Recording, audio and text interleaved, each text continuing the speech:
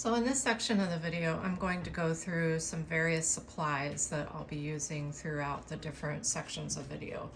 I suspect this will probably be broken up into multiple videos because otherwise I think it's just going to be too long for one. But the main star of what I'm going to be doing is the Sizzix machine, and there are different types. There are some that fold up like a little purse. This one I have is called the Big Shot.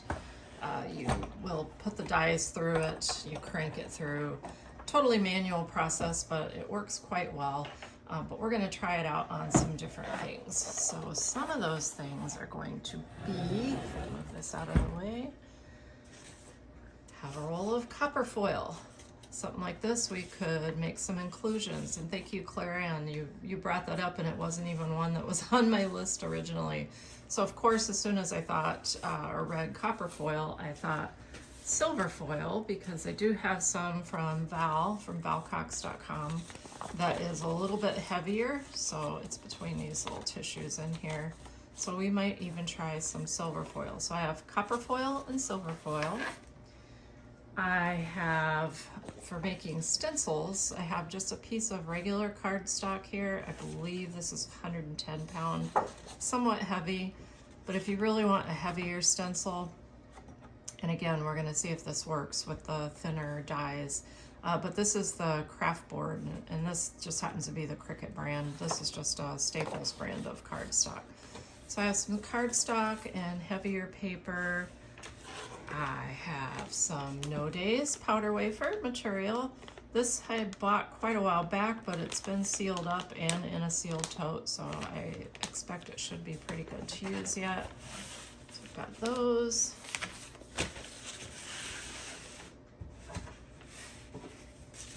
Then I've got some various fibers and papers. So this, I really don't think it's going to work with the thinner dies, but we'll find out.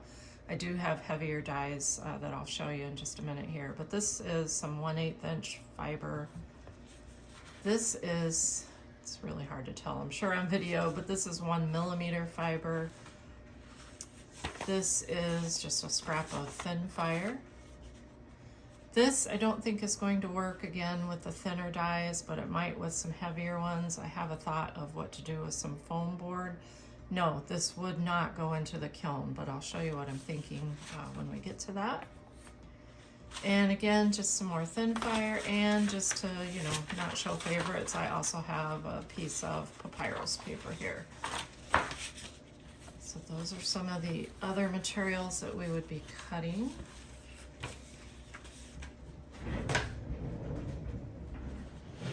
Along with that Sizzix machine, I have several things here. Oh, that's another piece of craft board, sorry.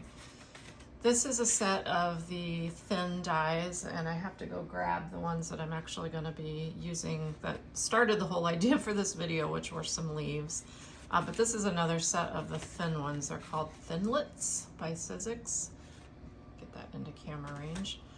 And this is an actual heavier die that I have used with 1/8 inch fiber, and I know that that would work. So I decided to bring that up for materials, kind of like the foam board that may not work with the thin ones. And then these are just various plates and pieces that you use with the Sizzix, and I'll demonstrate how that stuff works when we get to that step. Now for the other types of things that I've got going on here. Full variety of stuff. So I had to do a little bit of digging today in the studio and through my office. First off, protection-wise, I do have an N95 mask. I have some gloves for when I'm working with chemicals, or even like working with the modeling glass. If you've ever mixed that, it kind of leaves your hands feeling a little bit weird. So gloves if you need them, mask you should always use when you're working with powders. I'm going to show you a trick that I use the Synthropol for. I also get that from Valcox at valcox.com. I have a misting bottle here with just a little bit of Synthropol and water. I might have to refill that before we get going. I have some etching cream, if I'm able to cut stencils for etching out of the stencil material, which I also have some stencil material. This is just a small piece. This is the Cricut brand. I do like this. It's an adhesive stencil. Works great for etching, for painting. You can even attach it to a screen if you want to cut it, like, or create stencils more for just using powders. So I have that. Excuse my reach. I have a variety of powders here. I'm not going to go through all of them. I have a couple from Val. I have some that are just older Ouroboros brand. And all of the stuff that I've got here today is 96 powders, but you could certainly do this process with whatever you use. If you're using Bullseye, you could use that as well. I have a set of the modeling glass. Now, I don't know if this is going to work, but we're going to try it at some point in this video process. And you've probably heard me say before, I'm not a huge fan of Glassline, and it's nothing against them or the company. I've never gotten good uses out of it other than when I want to sponge onto thin fire for making the paper inclusions that you paint. It works well for that. Now, I know a lot of people use it and a lot of people like it. I may have to water this down. It's been in the cabinet for a while, but we'll see what happens. I have that. And then I have some things that I can apply, paints. Oh, I also have micas, sorry. I have some that's already mixed up to make it like a paint. I have some that's just a powder. And along with the powder, I have the Versamark stamp, or Versamark stamp pad. And I'll show you how I'm gonna use that. More micas. Then I have some different tools for applying. So I have these little sponge dabbers, whatever they're called. A little piece of just natural sponge, I think it is, or that one might just be foam. Have a brush, maybe if I want to speckle or apply some dry stuff. I have a paintbrush if I do get to use the etching cream. I have a spoon because when it comes to the powder wafers, I'm going to be using that to kind of tamp down the powders. I have measuring spoons because for the modeling glass, you definitely want to follow the instructions and measure it. And I actually pulled up a page that talks about small batch mixing of that. So that's what I'm going to be doing, is just to test one of the dyes. I'm just going to mix up a small amount. Have some painter's tape because I always end up using painter's tape somewhere. What I'm thinking is maybe for a couple of the paper stencils, rather than just holding them over the shelf and sifting, I would tape this to, look at my screens. Oh, I'm about to lose some off the table here, sorry. I've got I believe this is a 110 mesh screen. This one's pretty beat up. I've used it for a few things. Got some marks on it from like registration marks when I was screening something. Shouldn't matter for this, for what I'm thinking. And then the other things I have on hand, let me see if I can move the camera a bit so I don't have to pick it up. I have a griddle back there, and that's how I'm going to activate the No Days powder wafers. I also have a tile back there, so when I do pull those hot wafers off of the griddle, I have somewhere to set them. And that's going to work as two things, because when I get ready to do some of the stenciled pieces or some traditional powder wafers with like a stencil method, I'm going to put a piece of thin fire down on that, and I'll actually just use that to fire. It is a ceramic tile. It should be fine in the kiln. I don't think I've forgotten anything at this point, but I'm sure as I get going, I will remember something that I should have had up here on hand to start. But anyway, this is what I'm going to be using at various steps in the process. And again, before I publish the entire video or set of videos, I will have everything listed in the description below. So I'm going to pause the camera and get set up for the first project. Okay, so I have opened up the package of the Sizzix Thinlits, and this is the, I forget what this one is called, Leaves. I can't remember the exact name of the set. I'll find it here and I'll post it. I'll post a link. I found it on sale on Amazon last week. I believe it was around $15 or so, but you get a lot of dies in this set. So if you can see these down here, they're metal. There's several little tiny ones here which would work as well. I have picked out 4 that I'm going to be using throughout these different processes to demonstrate. So what I'm going to do, here, first I'm going to move these out of the way. What I like is these come with these nice little pouches that you can keep these in when you're not using them. So we're going to put the ones that we're not going to use away.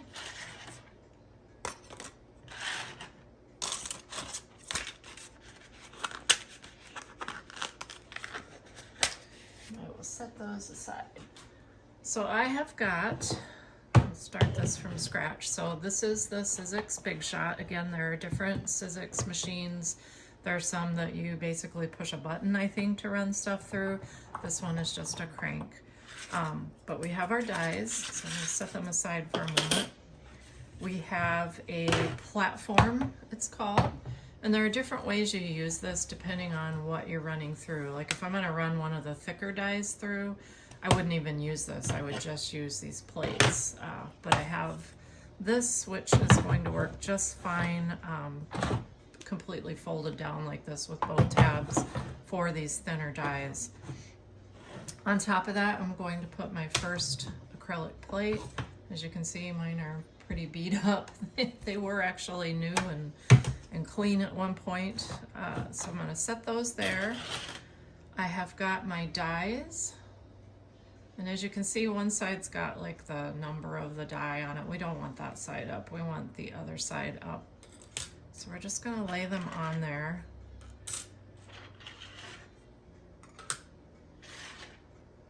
And for my first test, I'm just going to take a piece of cardstock, and what I want to do is cut these out as stencils. Now, I could use thin fire and do a twofer with this and actually use my thin fire as a stencil, but cardstock is going to hold up a little bit better as a stencil. So I've got my leaves laying down the right side up that I want to cut against my paper.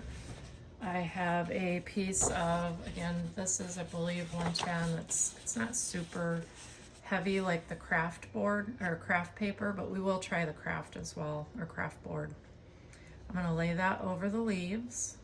Now, if I only wanted the little tiny designs, you know, like what we would do when we're going to use thin fire in between glass, I would just put small pieces of paper over here. But this one, again, I'm going to do as a stencil. So I'm just going to lay a piece of cardstock over that. And I'm going to put the other panel, or the other, what do you call it? Yeah, acrylic panel on top of that. If you kind of push them in until it stops, and now we're just going to crank these through.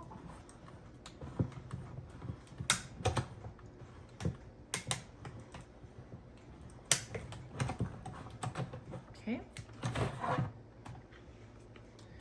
I'm going to move this out of the way for a moment. So use my reach.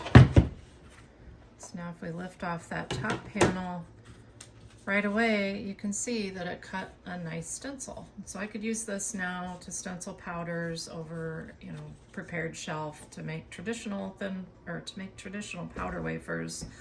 I could also use this for painting, for the mica, different things. So we've got a stencil cut of cardstock. Now, this is where if I were using thin fire, we would be able to now take these pieces out. But this, we would not want to fire in between glass. This is just regular cardstock. I did forget something in my tools earlier, and that would be a weeding tool or something with a sharp point, because the paper, as you're going to see, is really stuck on here.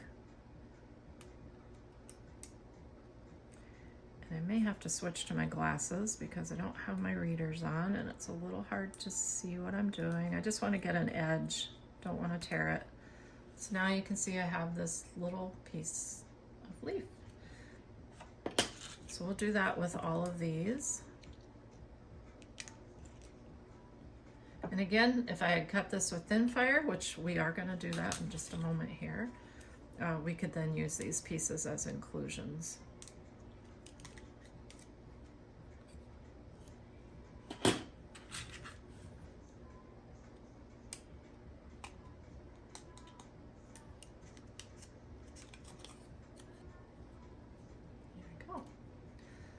So that was just cardstock to create a stencil. And next I'm going to take a little bit heavier paper just to try the stencil again, this time using the craft board. And that again is the Cricut craft board. So same thing, let's set up our big shot. Make sure I've got my leaves down the right side up.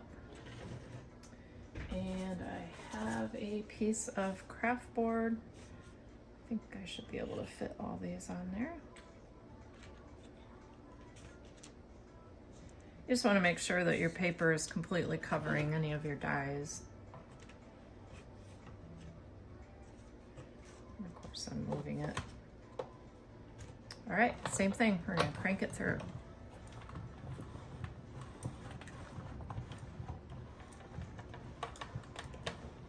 Now this is heavier, so I'm not sure that it did much because I didn't hear it cracking and popping like it did the first time. But let's take a look. Oh, it did work. And I did have my leaves a little too close that time.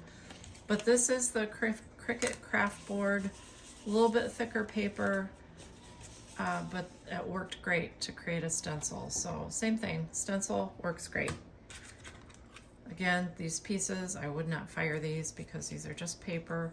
So I'm going to clean those out, and then I'm going to get set up to do this with thin fire, and then I'll show you what I mean about using smaller pieces. So I'm going to pause the camera and get those all taken apart.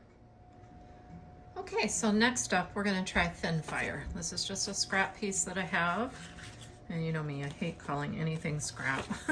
But I am going to cut some smaller pieces so I'm not just wasting a bunch of open space. So I will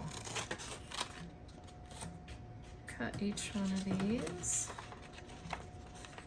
And I'm sure I could even be a little more frugal with my paper here, but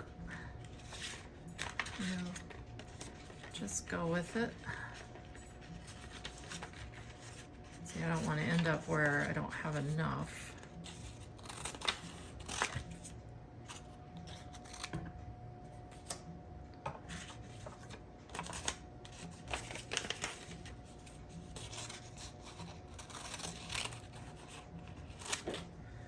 So there you can see I still have a fair amount of paper left over here. So if I would have just put it over it like I did my cardstock, I would have wasted a lot of it. So I'm gonna go ahead and set these down. Now, it probably would be easier if I did it this way and set my dies on top. Now, the demonstrations I've seen using this tool, they have the paper on top of the die, but let's see what happens if we have the die on top of the paper. In which case I do have the, again, the right side of the die against the paper, the wrong side is up. So we're just gonna place those down. And you could probably even put a piece of tape down. I'm not going to. We'll just see how this works. I think I probably wasted a little bit there.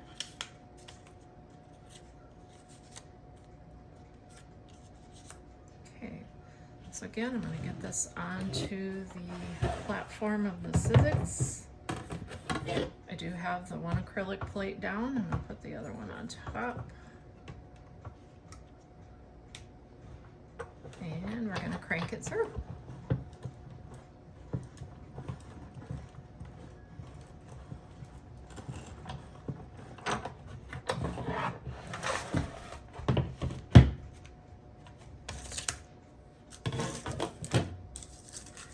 And it looks like it did cut out just fine. So again, I have a little pin tool here. By the way, I saw an interesting hack. I think it was on Maker's Gonna Learn, where they took a regular pin, like a click pin, and put a needle in, and it pretty much did the same thing. But these are not expensive. I see them on sale. I believe I got it from 143 Vinyl. Let's see. Now this paper is a little bit thinner than the cardstock, so I'm just being careful to not tear it. I probably should have grabbed some tweezers. So there I have a thin fire piece that we are going to paint with either sponging it with some glass line or using some micas. So I'm going to set that aside. I don't want to get it mixed up with my cardstock pieces.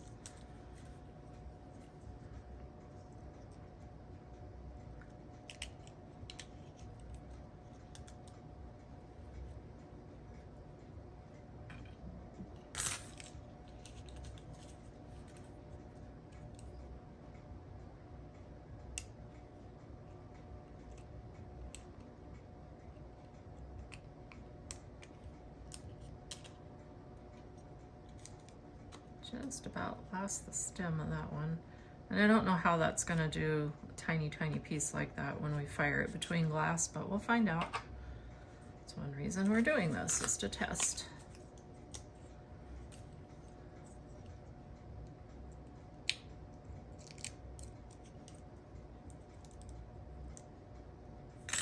All right, so we have a set of thin fire leaves that we are going to, I say we, because I'm taking you all with me, right?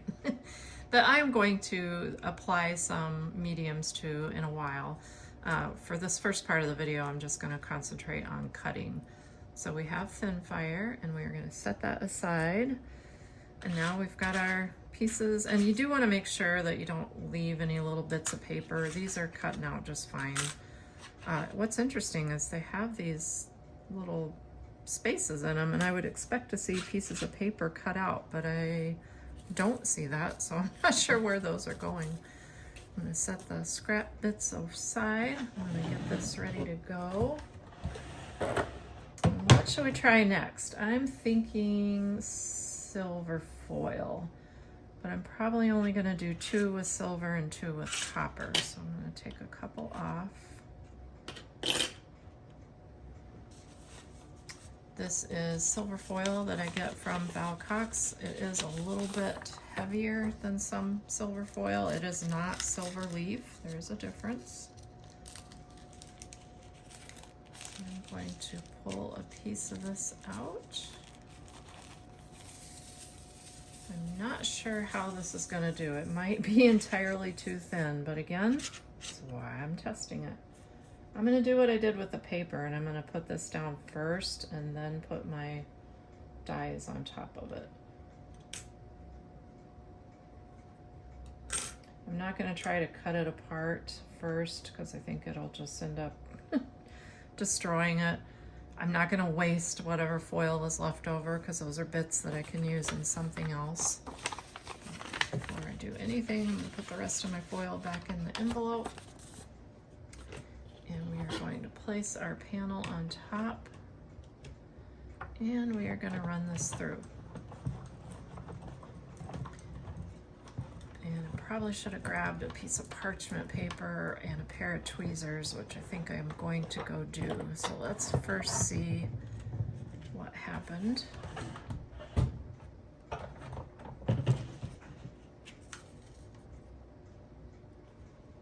Okay, well, I can see, you can see it, my metal piece stuck there.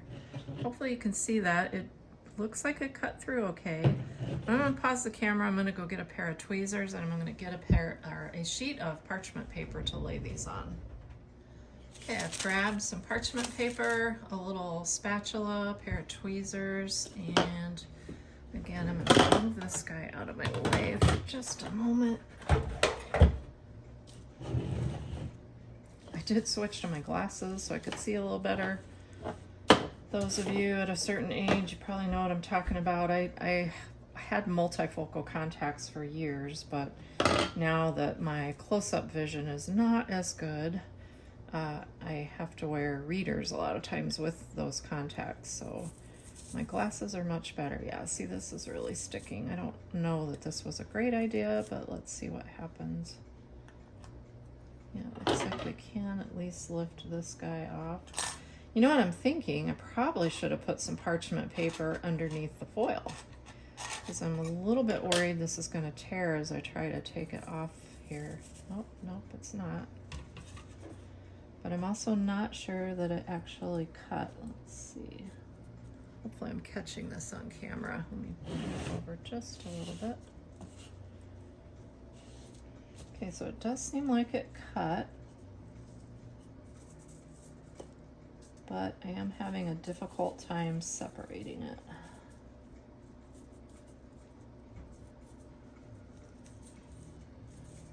If you've worked with silver foil, and even with this being a little bit heavier, you know, it's, oh, I just ripped my leaf. It is very delicate. And honestly, I probably wouldn't use this large of a piece of silver foil. Yeah, I tore that one. So silver foil might not be the best idea. Or we could try it with some of those smaller dies. Yeah, I'm really having a tough time separating the leaf out of here. It cut through, but I'm just basically tearing the foil up. So we're gonna set silver foil aside for now. Did not work out quite as well as I had hoped.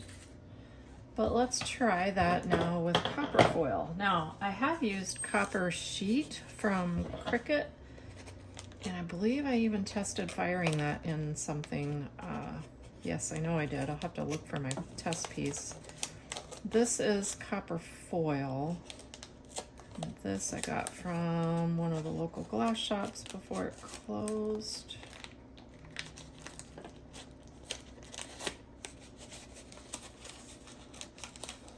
Just trying to be careful so I don't tear up my foil, although this has kind of gotten beat up a little bit over the years sitting downstairs, so who knows what the foil inside is going to look like.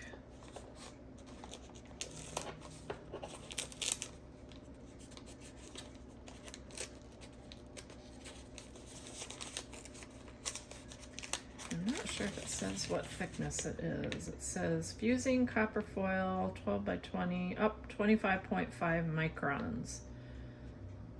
I'm not quite sure just how thick that is, but here you can see it. All right, this has some heft to it. This is a bit like aluminum foil, almost, well, I would say it's even heavier than aluminum foil. So I am just gonna cut a couple of pieces. So I'm just gonna take one piece of the foil. And again, thank you, Claire Ann Beers. She had recommended this process using copper foil. Or she just said copper inclusions, but we're gonna use foil. I'll try to smooth it out a bit.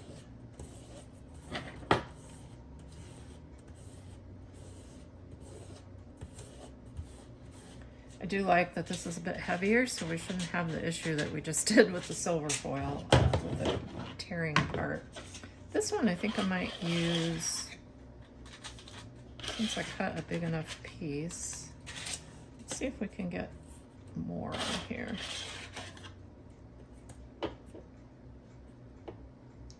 Yes, we can.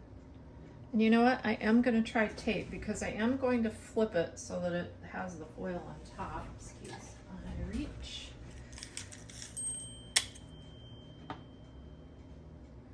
Trying to decide where best to place the tape because I don't want to destroy the foil when I go to take it off either.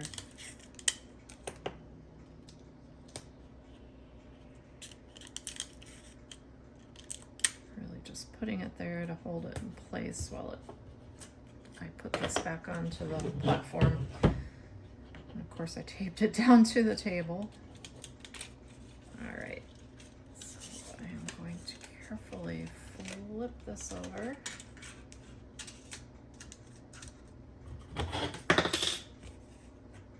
Making that sandwich again.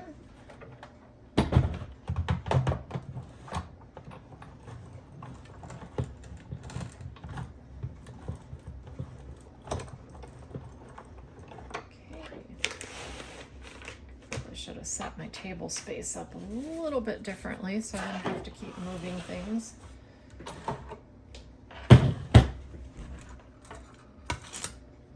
Oh, those are lovely. Again, I'm not going to waste the foil that's left around here. I'm sure I can cut something else out of it.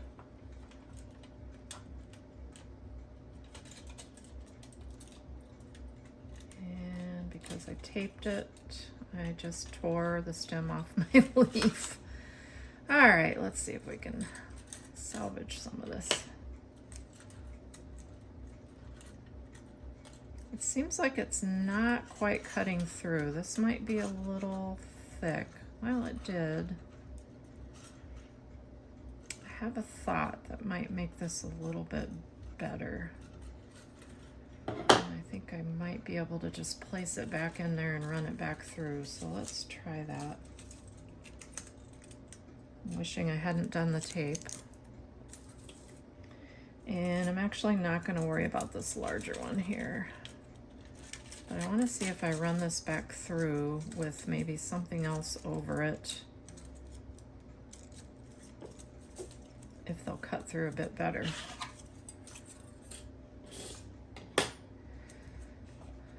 So if I put this down and this down, and let's see what else I have over here. Oh, here we go. This might be too much weight trying to push it through. I have just different things I've collected over the years for the Sizzix. I'm not even sure what I used this one with, but it's like a rubbery mat. I'm just thinking maybe a little more weight there might help, if it'll even fit through there. So yeah, that's not gonna fit. But maybe that will. And actually, you know, I have a piece of foam. Yeah, that's too thick too. Well, let's just try it again and see what happens. Okay, there's definitely with that rubber mat there that is moving on me.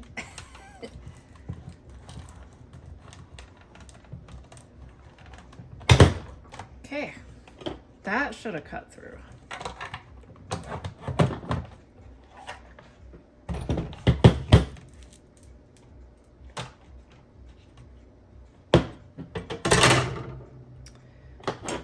Again, I probably shouldn't have used the tape, but let's peel the tape off first.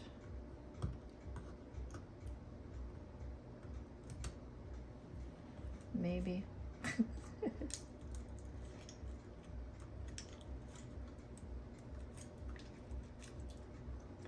Okay, here's what I'm going to try.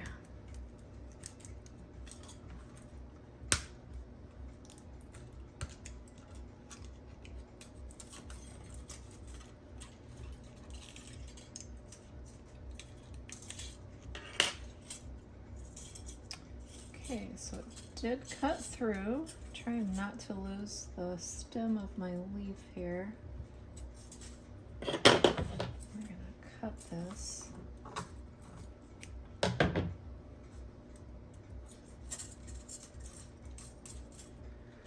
All right, so it's interesting because you can actually see the lines there. It didn't cut through all the way. And we could maybe accentuate those when we use this in glass.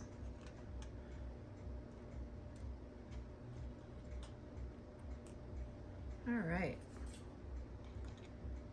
so a lovely copper foil leaf, not copper leaf, but it is a copper leaf, just a different type. And let's see what happens with this guy here.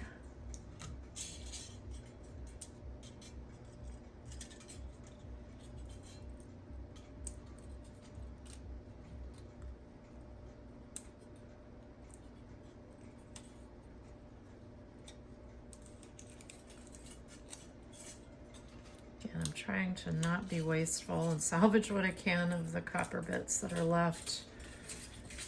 Never know where I might be able to use those. All right, so I'm going to try the pin tool here. Oh, there, it just lifted right off. So it did work, it just needed a little more pressure. So there I have two copper foil leaves. Okay, so we'll try those later on. All right, I'm gonna pause the camera and get set up for the next thing we're gonna try cutting. All right, next up, we're going to try the No Days powder wafer. With this being a little bit thicker than like our traditional paper, I'm not sure how it's gonna work, but we're gonna find out together. If you haven't used this before, it's really fun. If you follow Carrie Strope, so I'm gonna butcher her last name, Sahoyada? Maybe it's just Carrie Strope. She does some really cool projects with this stuff, and she was the one that got me interested by having me test some of it. It comes, oh, what do we got going on here? It looks like, and I don't know if this is just from aging, I've got, looks like it's already cut in some places, which is very odd. Almost like just being rolled up. So it could be that this is a little bit old. It does have a carrier sheet with it. I am gonna come in a little bit where I don't see this stuff and just cut some pieces. So let's see here. Probably should have unrolled this before I got started.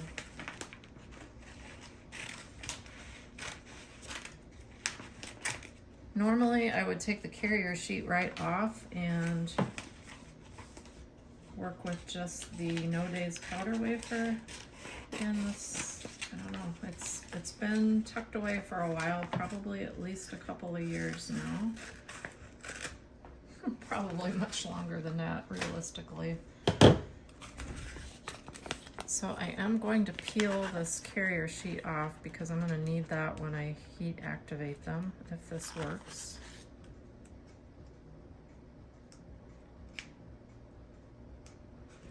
All right, so here's what you get. It's like this film, if you can see that. And maybe this will work because it's not super thick. And I probably could have cut it into smaller pieces, but I'm just gonna lay it over that and we're gonna run it through. So bottom plate down, top plate over it. And you know, after that last one, I'm gonna even include this guy. Okay, so here we go. With that rubber plate down, or that rubber pad, it is really tough to push through, so maybe we will remove that. See there, I'm talking in we again. Okay, I do hear it cutting through. So let's see what we got. Sorry if the camera is bouncing there.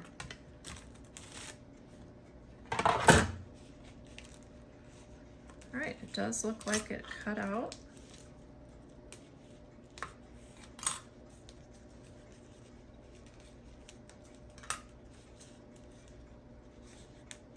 All right, so I do still have some wafer material here I could use. I'm just gonna set that aside. I've got a little bin going down here of pieces.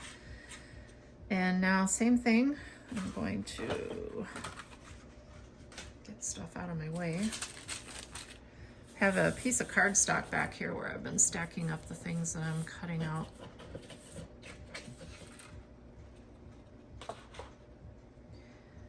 So same thing, I'm gonna take my pin, might not even need it. Or a pair of tweezers probably would work better with this. Oh, here we go. So hopefully you can see that. Gotta leave. Almost can't see that there's anything on there, but it is. And there's something stuck on the end of my tweezers. Piece of tape. From my great idea, not so much, of cutting or putting tape down. Okay, there's another one.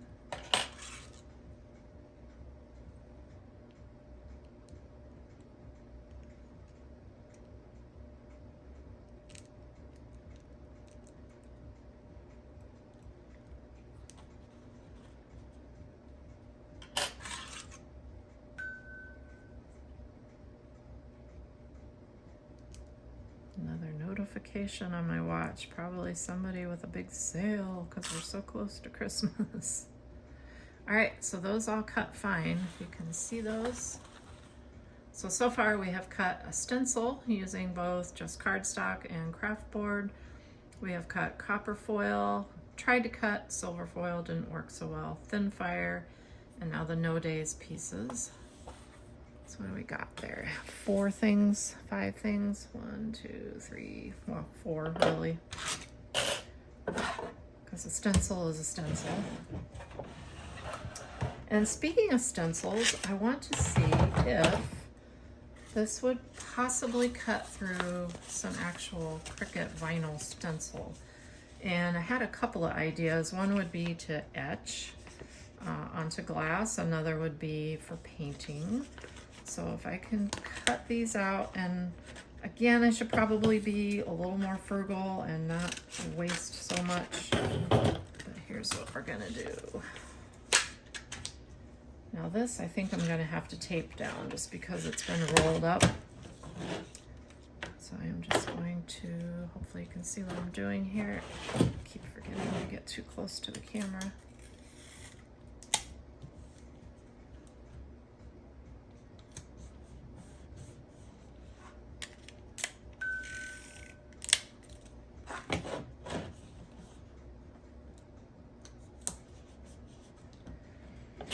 And now I'm going to lay the leaves over it. I think I might just do 3 for this. Set it on the platform. Put the other piece over it. Whoops. As I did that, I just moved a leaf off of there, if you can see.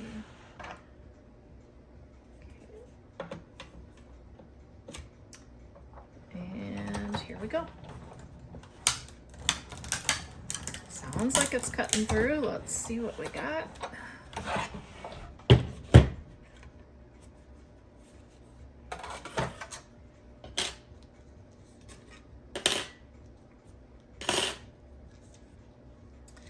Now, it did cut all the way through, but here's where this could be. Now, I should have cut some smaller ones, and maybe I'll come back through with some smaller ones, because etching we could do on dichroic, and we could use the, I'm trying to think, is this negative or positive? This would be the positive space. So we could take this and apply this to glass, like a piece of dichroic, etch around it, and you would just be left with a design. That's a little big for that. However, this being something I could put down to actually just etch if I wanted to etch a design on glass, or for painting. So I'm just going to set that aside. I'm not going to waste it. I'm glad to see this did work. And I'm actually going to come back through and cut some smaller pieces. Or do I want to do that? You know what? I'm going to use another piece.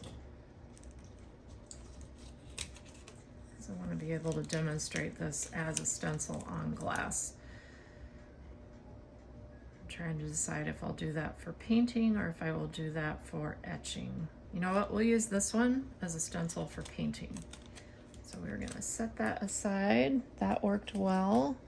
I'm going to cut another small piece and do some small ones that we could use for etching dichroic. I think that worked better, taping that down on each side just so it didn't move. Oh, and I'm out of tape on that roll. I found as I was getting ready to do gift wrapping, had a lot of partial rolls of Scotch tape. And yes, when I say Scotch tape, it really is Scotch tape, of course, being 3M.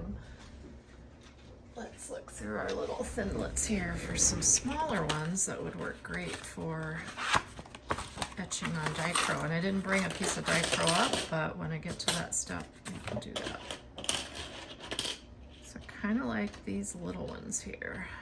You can see these. So we will set those on there.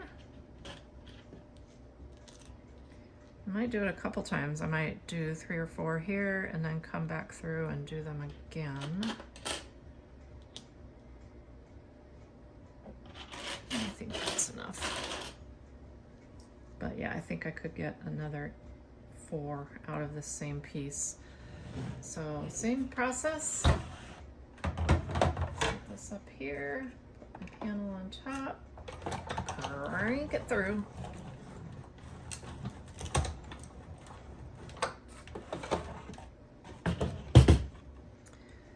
without removing that, I'm going to go ahead and do it again.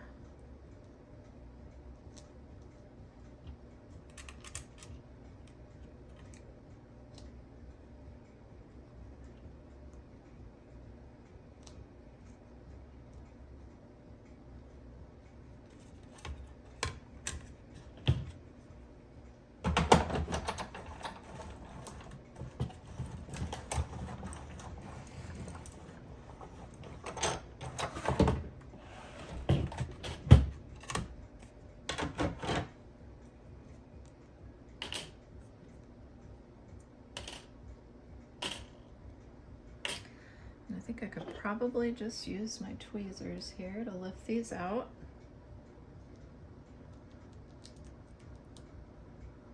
And I have done some other videos on etching, creating stencils. I called them reverse stencils for etching, meaning that you're going to take these positives and put them on the dichroic glass. So I am so happy to see that this worked. Now if I could just get a hold of it.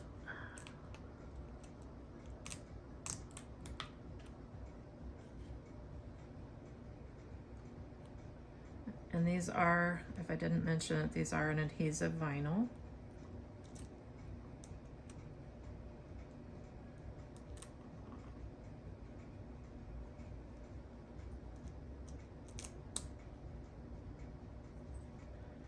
So there, I have 8 little pieces out of adhesive stencil vinyl that we can use for the etching process. So I'm really digging all the different things that we can possibly do with a set of dies. Let's set these over here.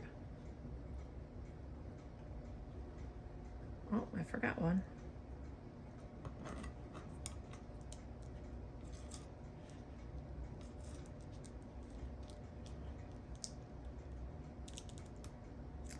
Last one. And I could certainly put this down and use it as a paint stencil as well. Might just do that, so I'm not going to toss this. I'm just going to set it aside along with my other stencil. Okay, we've done thin fire, copper foil, silver foil, not successfully on the silver. No days, powder wafer, cardstock, craft board, stencil vinyl, if I didn't just say that. So what do we got left? We have some fiber. So I'm going to start with 1 mil because I'm pretty sure that's going to work without a problem. Oh, and I do have papyrus to try as well, which I fully expect it to work just the same as thin fire. So let's get our platform down with our first one. I need to stop and take a sip of coffee.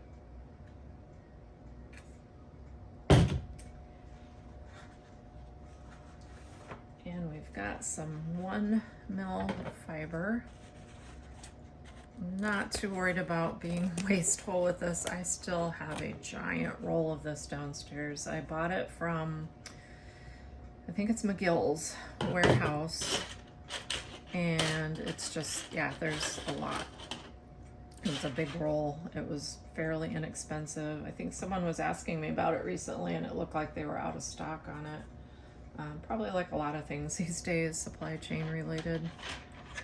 But I am putting my 1 mil fiber down. I'm going to put these guys down. And really what I'm thinking with this is you could stack them for kiln carving. I have done that before. I'll see if I can find a picture. So really maybe I'll just do 2 and then come back through and do the same 2 again so that we can maybe do like 2-3 layers of the same leaf out of the same piece of fiber. So if you can see that, I got 2 going there.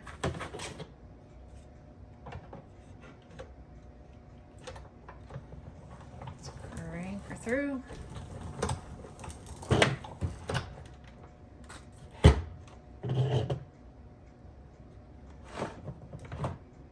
I'm just gonna basically put it right back and move them over to the next section.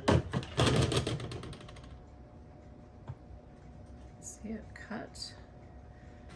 Another way I could probably do this is just poke through there. It's So there you can see I have a nice thin 1 mil fiber leaf.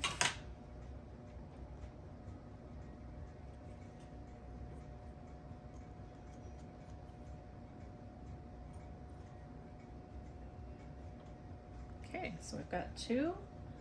Let's repeat that.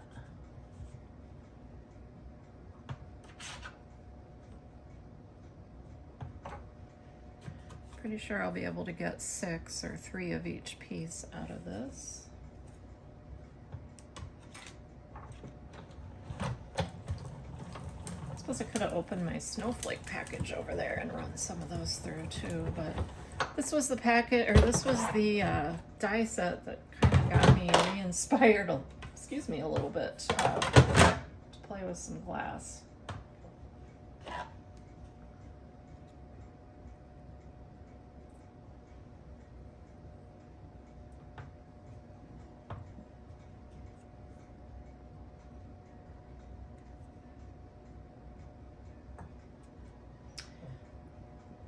And we'll run them through once more.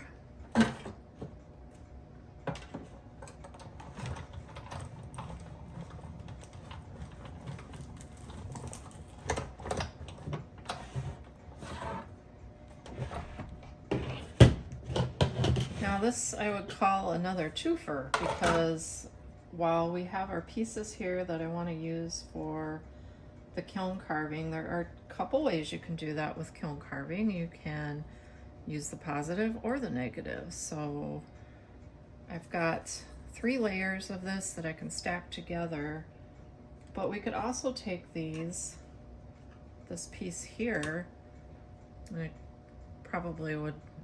I would normally have it maybe in the center of a piece, so this I won't use for what I'm describing, but you could actually just cut this out of a center, put your glass over it, and then your glass is going to sink down just a little bit where the cutout is. We're doing it just the opposite, or I'm going to do it just the opposite, and I'm going to put my pieces of fiber under my glass, and then the glass, it's going to push into the glass a little bit. So 2 different ways of doing it.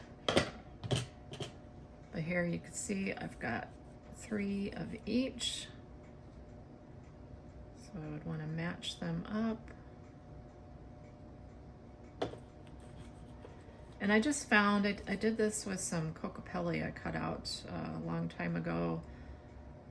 And I did it on, I think it was back when I had a silhouette, like the original one, Cameo.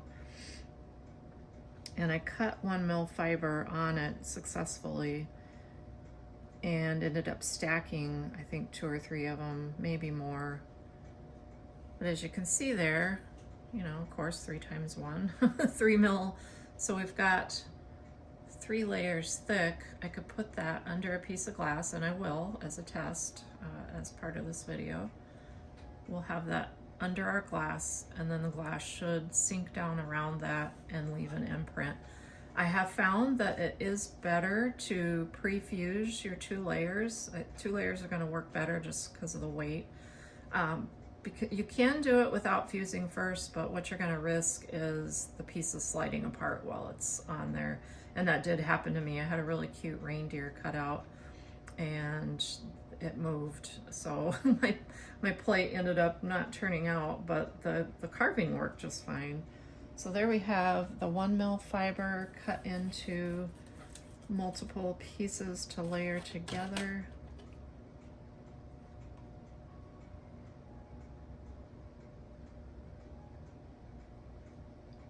Trying to get them all going the same direction. Of course, I'm going to have to line them all up again when I get ready to actually use them. But just for demonstration purposes, I just wanted to show you. And you would want to get them aligned as much as possible so you don't get some extra lines, although a little outlining might not be a bad thing. So yeah, if you get those all pressed together, lined up nice and even, you would have 3 layers thick, which should work just fine. So 1 mil fiber works great. Now, I am not expecting the 1/8 inch fiber to work as well because it is thicker, but we're gonna try it. So let's Trying to decide if it would be better to have it on top or underneath. I think we'll do it on top actually. But again, I'm not going to use this whole piece.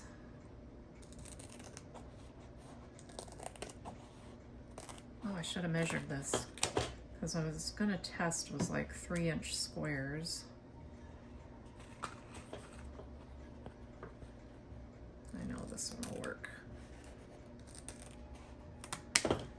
I could tell that looks to be bigger than 3. So this I'm going to do like I was just describing. I am going to cut it out of the center, or I'm going to try.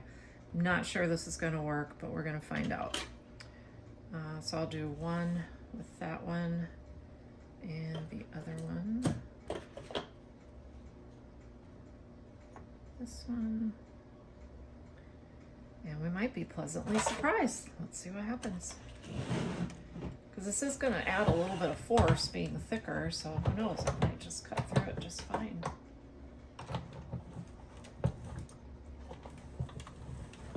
I know it works well with the bigger dies, but I just wasn't sure if it would work with these Thinlits. That's what we're about to find out.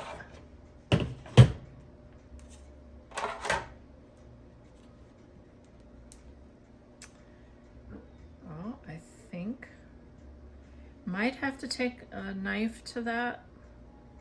I can definitely see it imprinted, but it didn't quite cut. Oh, maybe it did. I would be more comfortable taking my craft knife to that, so I'm going to set that aside and I'll go get that in just a moment. Same thing. I do like how it has the raised stuff here, so we could certainly, oh, this one looks like it's going to tear out all right. I hear Rocco over there whimpering, sleeping. He must be having a dream. Hey, Bubs. I just don't want to tear the fiber. That's why on the other one, I think it would be best to use a craft knife.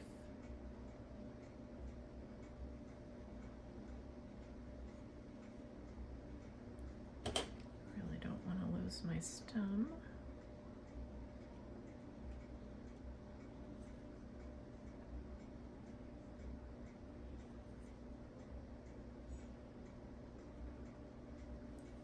Look at that. So now we can do, like I said, we got a twofer. I could take a 3-inch square glass, and I will to test this. You're only going to get the outline. You're not really going to get any dimension. You'll just get the outline of the leaf. But we can also put that under a piece of glass. As I'm looking at this, it sure looks thinner than 1/8 inch fiber. This might be a different fiber. I'm going to have to go back through my fiber paper and take a look.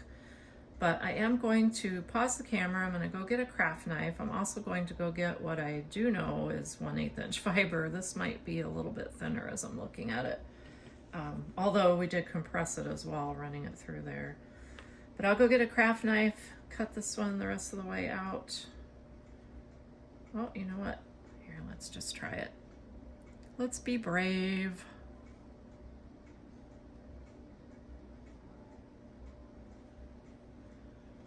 I just didn't want to have any big rips.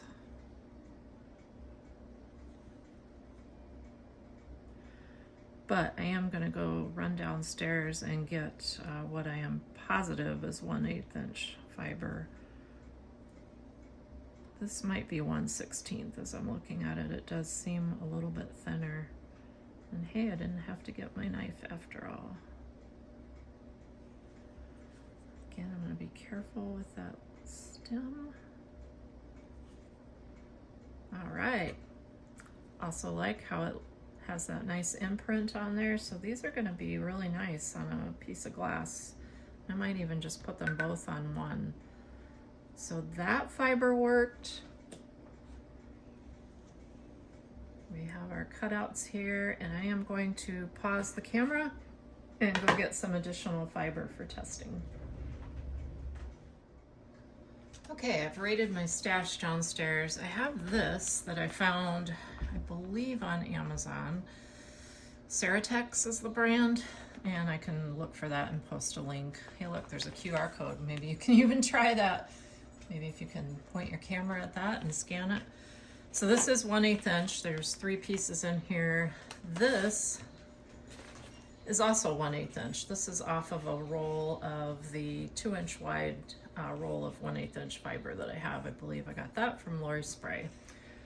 So we'll try both. This feels a little more rigid, and it could just be it's a little dry. It's been in a tote, so it's been sealed up, but I guess I must have already used a piece because there's only 2 in here.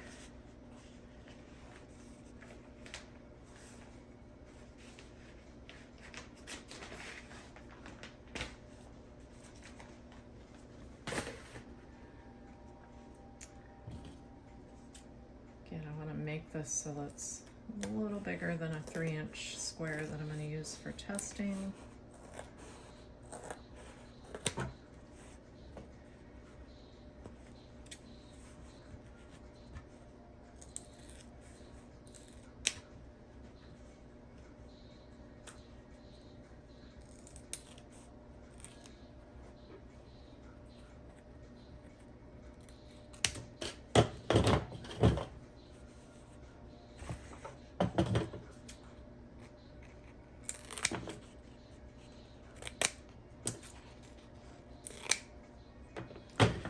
So we'll try this.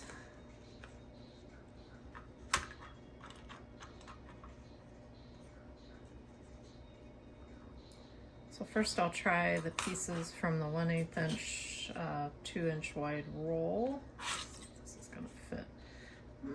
This might not work for that one.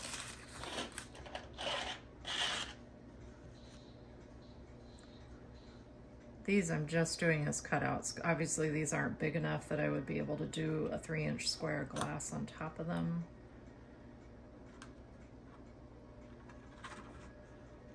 Should make them all going the same, out of the same side.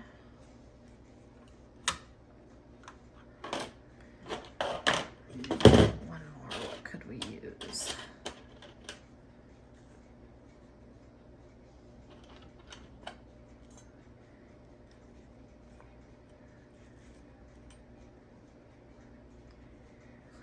Trying to use up the real estate, thinking I could get 2 out of there, but I think I'm only going to be able to get the 1. So here we go.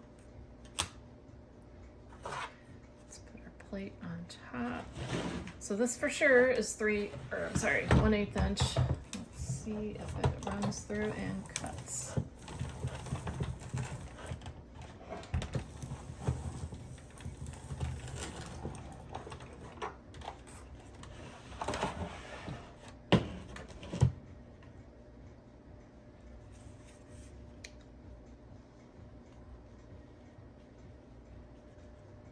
Uh-oh. Thinking I might need to put something down to keep it from sticking. So it could just be, like I said, I noticed this was a little, almost like it's dried out a little bit. I've had it for quite a while. It's definitely stuck on there. And it seems to be wanting to disintegrate. This doesn't feel very thick once I compressed it through there. So I think we'll set the roll pieces aside.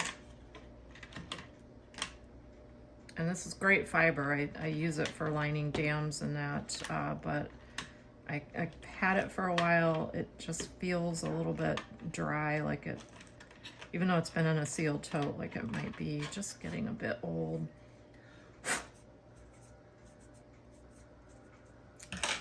So yeah, I don't think this one is gonna work so well.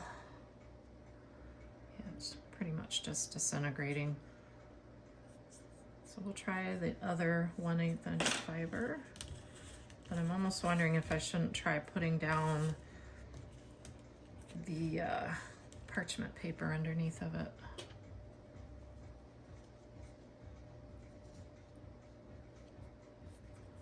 Make sure I get all the old paper out of there, or the new one won't cut completely.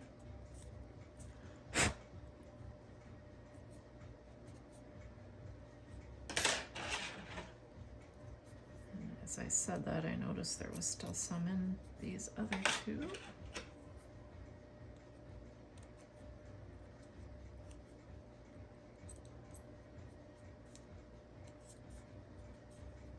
This is probably just a combination of the fiber that I was using as well as this beat up plate. I think if you had a nice, clean, smooth acrylic plate, you probably wouldn't have this issue. I'm making a big mess here. So I am going to, you know what, I'm not gonna do it. We'll just try it. We'll just see what happens. We can do 2 at a time. Going back to the cutting the center out. I want to use these larger ones.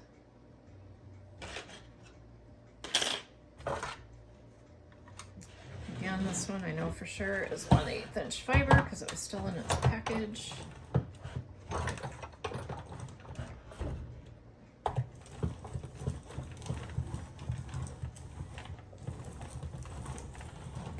Tell when you have something thicker under there. All right.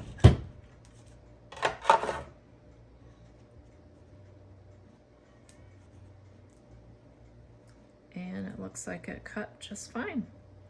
It does compress it, so I probably did have 1/8 inch fiber the first time, and it's just from squeezing it through here. But I don't think I could put any less pressure on it, or it probably wouldn't cut through. Again, you get that really nice texture that I think is going to work well.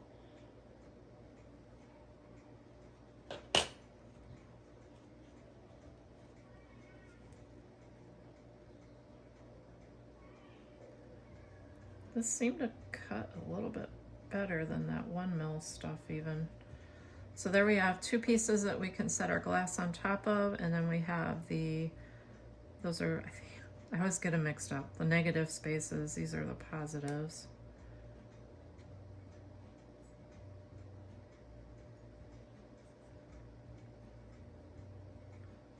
Okay, so 1/8 inch fiber worked well. And we will set our pieces aside.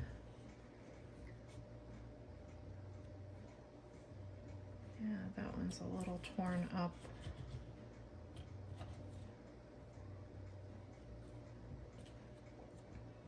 Yeah, I think we'll just stick with these larger pieces that I cut, the 3-inch squares, to do the kiln carving with the negative space.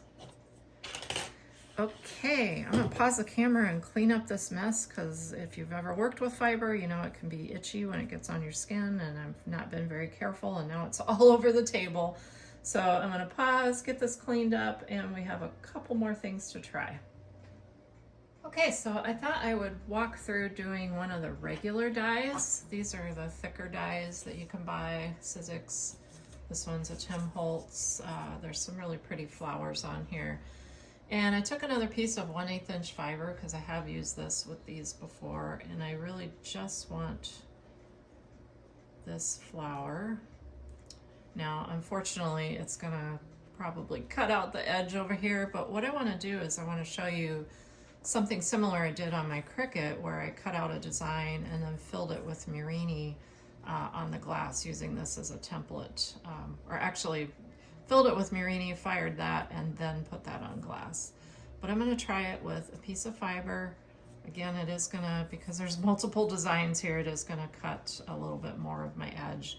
That's fine. The main thing is I just want to make sure that it works for this bigger flower. So for that, we don't use this platform. Instead, we just have the 2 plates that we put on either side of the die. And I don't think it matters if it's face up or face down. We're gonna go this way.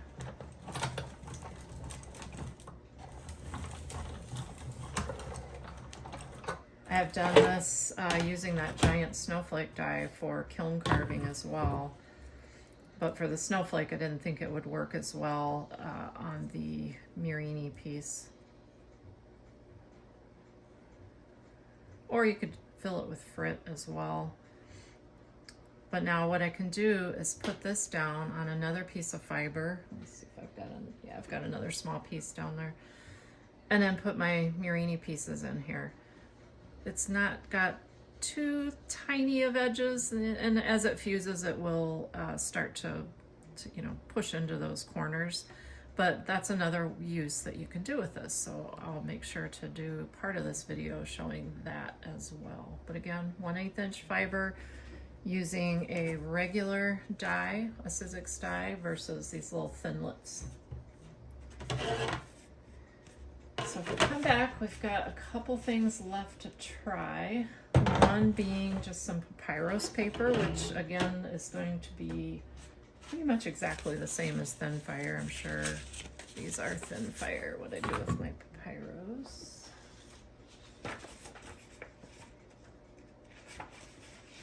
This is papyrus.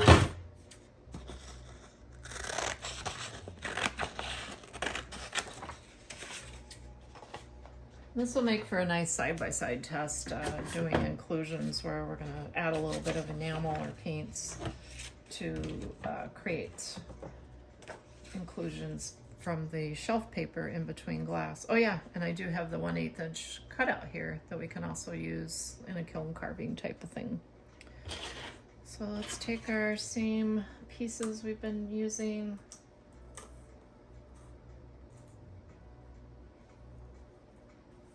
Try not to waste so much of this. You can see that. I've got my first plate down, the paper, the dies, second plate on top, crank it through.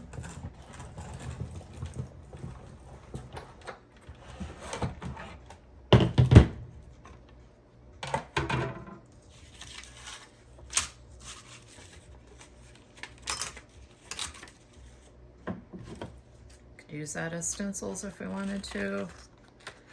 Could even try kiln carving, just really minor design, and maybe that's worth a shot. I didn't quite get it centered though, so I think I'm just going to toss that one.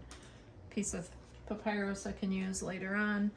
And same thing now, I'm just going to carefully take these out. I think this works well to just kind of push from behind.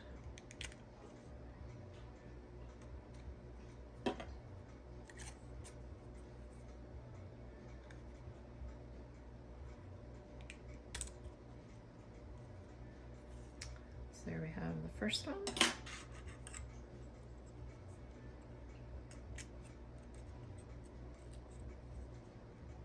Second one.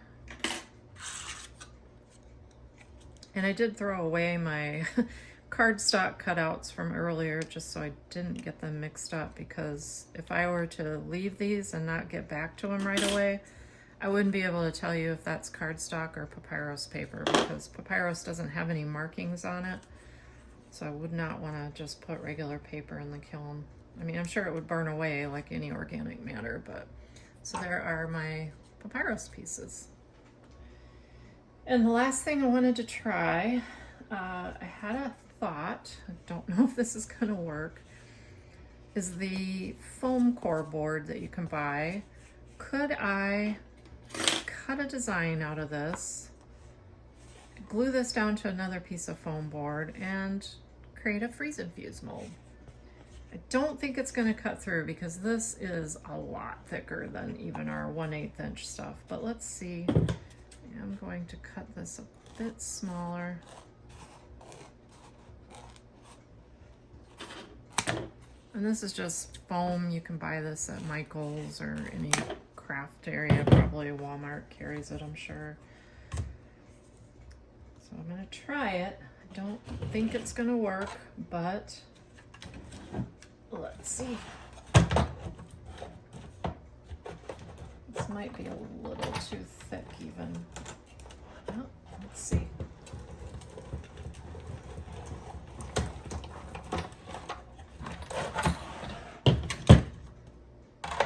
Well, I definitely see an imprint, and it did go through.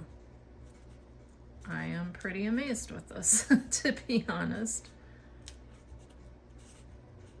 May need to go get the craft knife, not sure. I really want a clean cut. but it seems to be coming out all right.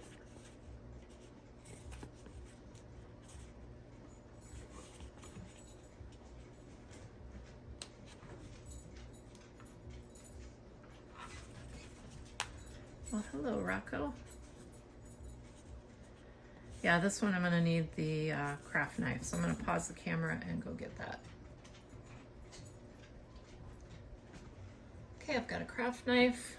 X-Acto knife would work. This just happens to be the True Control knife by Cricut. These are great for changing blades. You just unlock them and the whole top here comes out and you put a new blade in. Should make sure I do have it locked. Yep. So all I want to do in my own light here is just make sure I can get this cut out of here. It's releasing most of the way around. There's just a few spots that need a little extra help. And these are very sharp when the blades are new, so please be careful.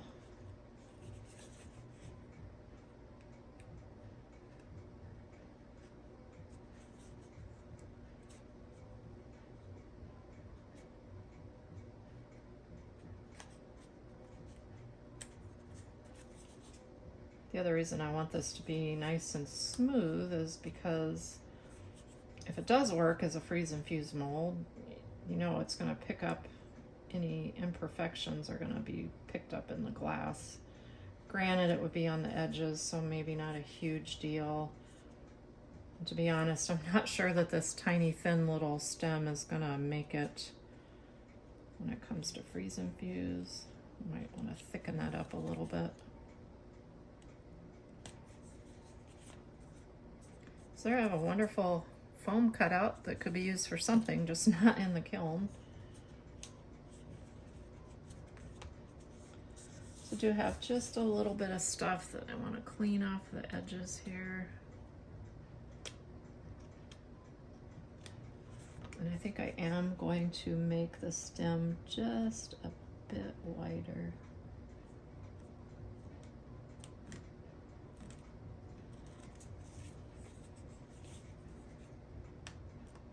If you've done freeze and fuse, you know if your design is a bit too intricate, it can easily break when you're unmolding. So I think if I flip it over from the back side here and cut just a bit more.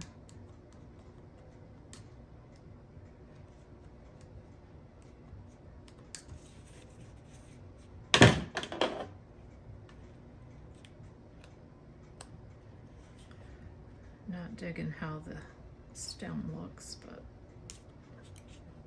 might be able to just use some scissors here.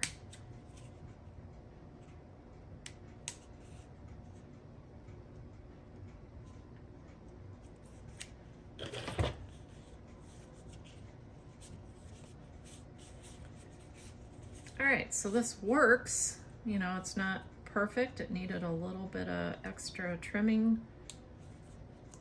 but it did cut out. It's, you know, I think this stuff is an 1/8 or 1/4 inch. I don't have a piece that actually has the label on it, I don't think. But I believe it's 1/4 inch looking at it. I think it's 1/4 inch foam core board or foam board, whatever it's called. Got just a little bit more of a mess in there. So I will clean that up. But now what my thought is I did bring out one more tool. I've got my hot glue gun over there, and what I think I will try is basically gluing, I'm gonna cut a piece off of this, but gluing this one down to the base and then filling this with the powder water mixture for freeze and fuse. As I look at that stem, I think I still wanna make that just a bit bigger, maybe even just cut it down a little bit longer. So I'll do that off camera. I'm going to clear some of this stuff out of here. We're done with the die, but in review, let's look at all of the different materials that I cut. As soon as I can move everything. Oh yes, I do have the sticker. It does not say, just says made in China, distributed by Michael's stores, but I'm pretty sure that's 1/4 inch, so That is the foam board. So let's take a look here at everything that got cut, or I should say pressed. Sorry about that, just bumped the camera.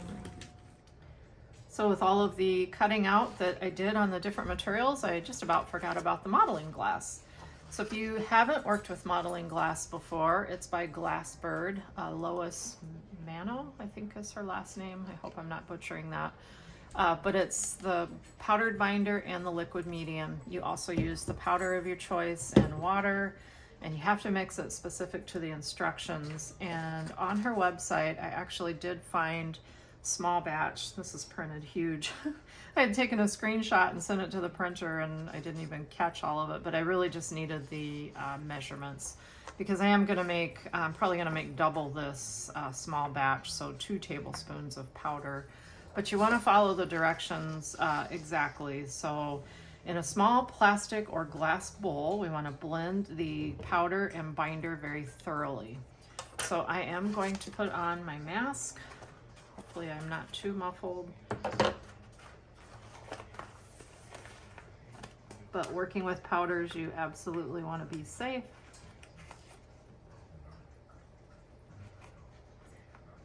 And I'm probably going to hate that I'm got a mask on with glasses. Well, remember that with COVID and masking up. If you wear glasses, they fog up quite a bit.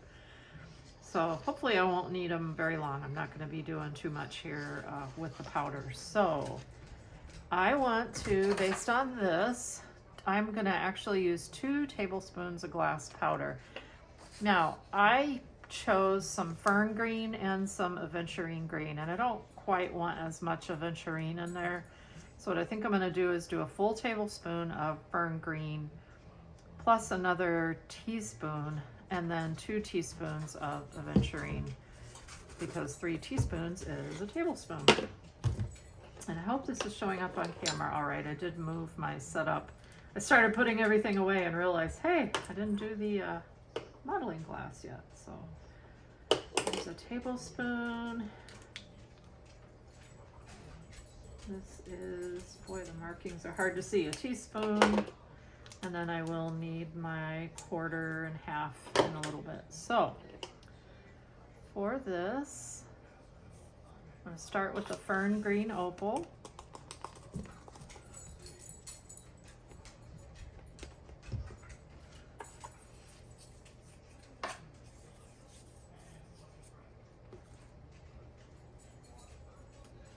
Don't worry, any powder I'm spilling, I will clean up off of this piece of paper. It's one reason I just put it down, whoops, underneath, and I'm losing my glasses.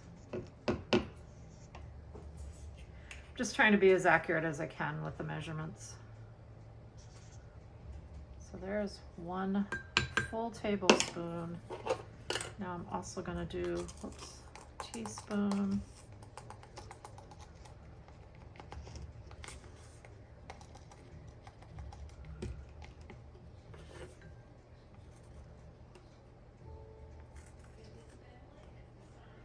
There's 1 teaspoon. And now I'm going to add 2 teaspoons of aventurine. So that's my 2 tablespoons of glass powder. I just realized I did not pick up my green powder there. It's okay, it's just a little bit. There's 1.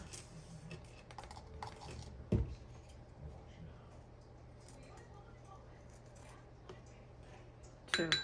So there is the powdered glass that I need. I did not spill, I don't think, any aventurine, so I will go ahead and clean that up very quickly here.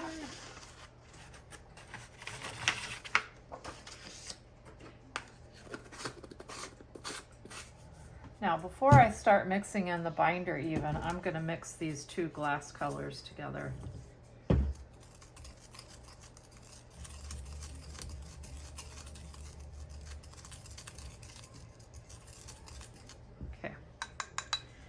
Now, it says to mix the glass powder and binder, and according to this, for the small batch, it's a 1/4 teaspoon of powdered binder with a tablespoon of glass, so I need to double that. So I'm going to use a 1/2 teaspoon of the binder.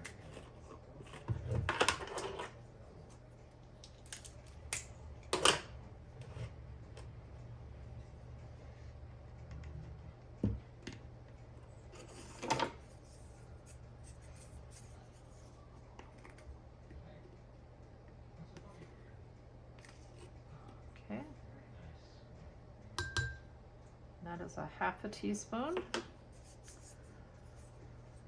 Just double checking.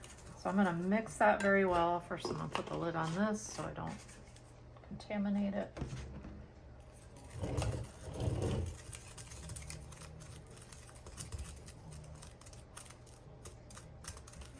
Okay, so the medium, or I'm sorry, not the medium. The binder and the powder are mixed pretty well. So now, let's just double check.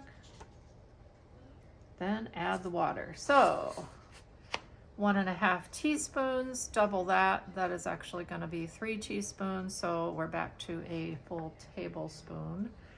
So looks like 1 part powder, 2 part, or I'm sorry, 2 part powder, 1 part water. So since I have 2 tablespoons of glass, I am using 1 tablespoon of water. Now, I'm just using tap water today. Depending on your water quality, you might need to use distilled. Oh, it's really hard to dip exactly a tablespoon out. I know how I can do this. Just trying not to make a giant mess. And I just did. Okay, but there's our water. Grab a paper towel.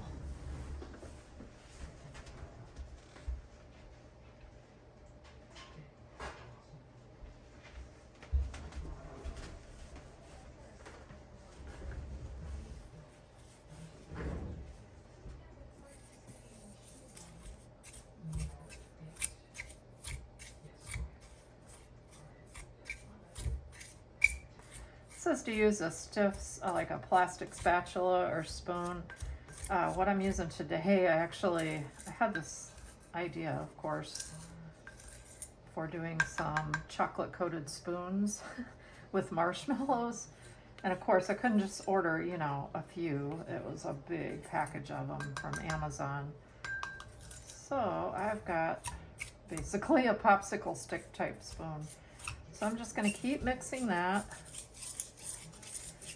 And it says once the water has all been absorbed, you'll have a ball of material with a few loose crumbles. So I'm just going to keep mixing it.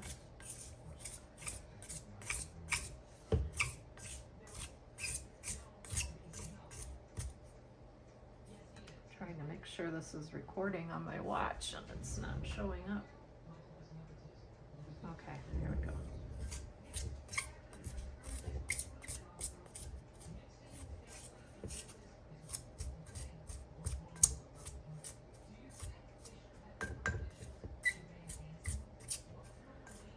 Really not forming a ball.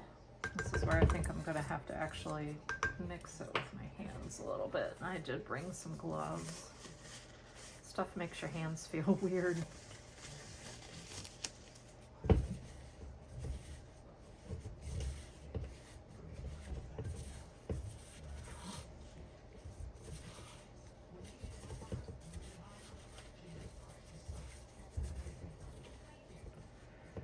And yes, it is forming a nice ball with just a few pieces. So now we're going to be adding the medium, the liquid medium. And if I double check for small batch, it's an 1/8 teaspoon, but we're doubling that, so I need a 1/4 teaspoon of the liquid medium. So let's take this guy.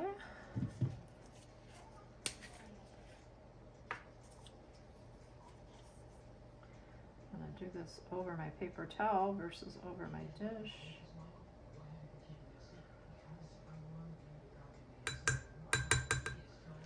All right, our medium has been added.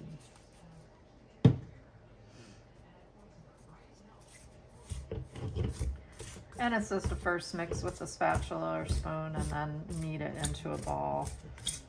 Excuse me.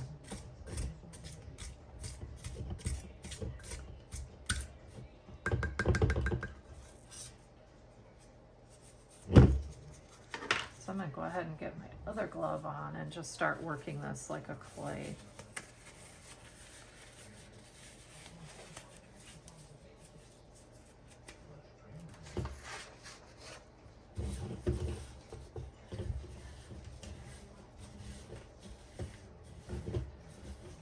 A lot of times you might be mixing up more of this, but I think the small batch is nice if you just want to do like a few flower petals, or in this case some leaves. So now we're just going to knead it like clay.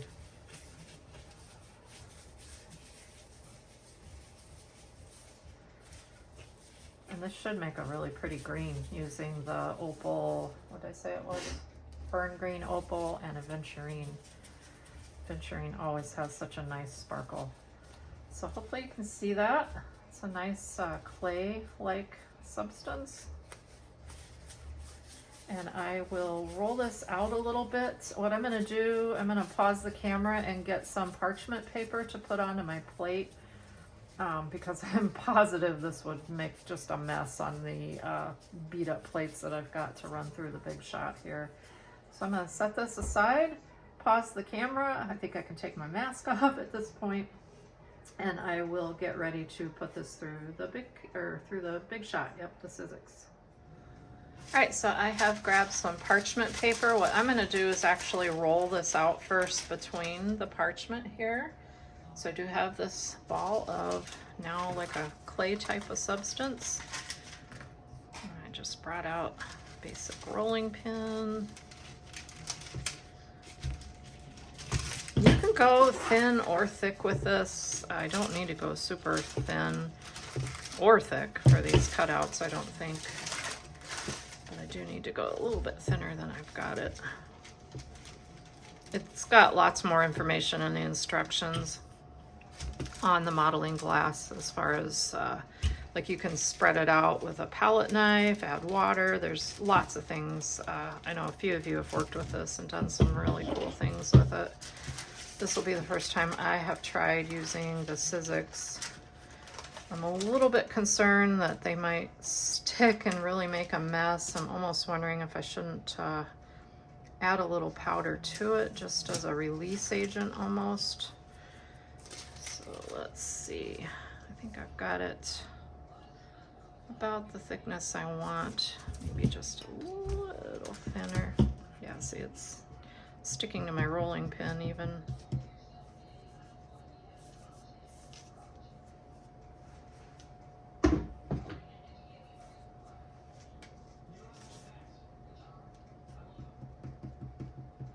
I'm just worried if I add powder to it to act as a release, will it impact, you know, the ratio and the formula that's been used so far? That I am not sure of. But you know what, let's try it.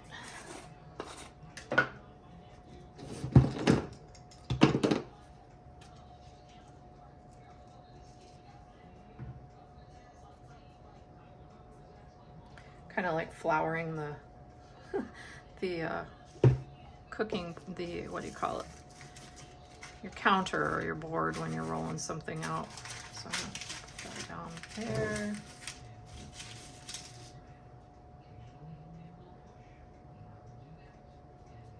Again, this might not be a wise idea because now I'm messing with the ratio, but I'm just worried it's gonna just totally make a mess of my dies. So let's see.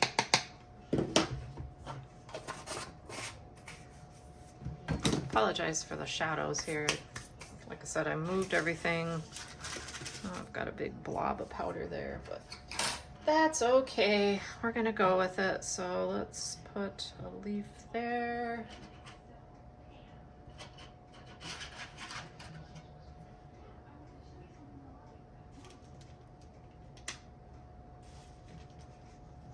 One there. That one's too big.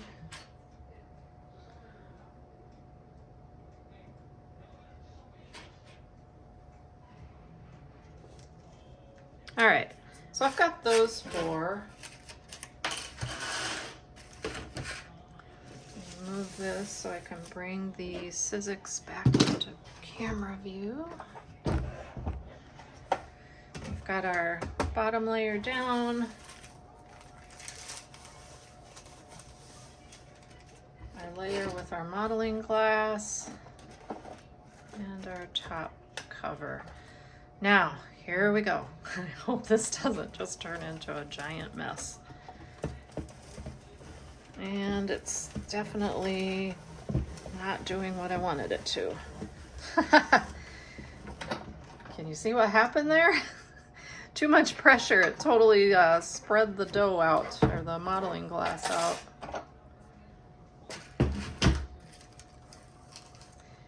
And because of that, it did definitely stick to that. I'm peeling this back. Now, maybe if I tried this with less pressure, but either way, I see this as a potential total mess in these. So I think just sticking with cookie cutters and freehand cutting it is probably a better use of modeling glass. I'm going to clean these up. I'm not going to waste my modeling glass. I'll put that into a Ziploc bag. But yeah, that probably not going to work so well with this. But I tried, and now we know. There might be a better way to approach it. But I'm going to clean this up, and I'll go through the 9 different ways that I'm going to incorporate using the Sizzix with my glass.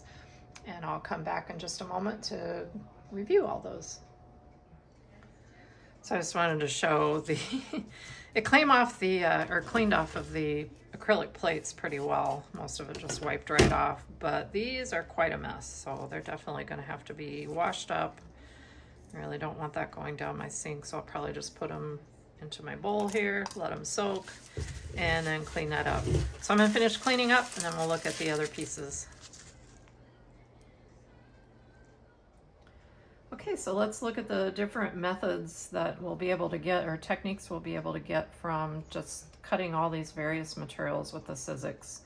So the first one being kiln carving, both with the positives and negatives. And I hope I'm not getting those backwards. I think of the positives as the actual shapes that we pulled out of there.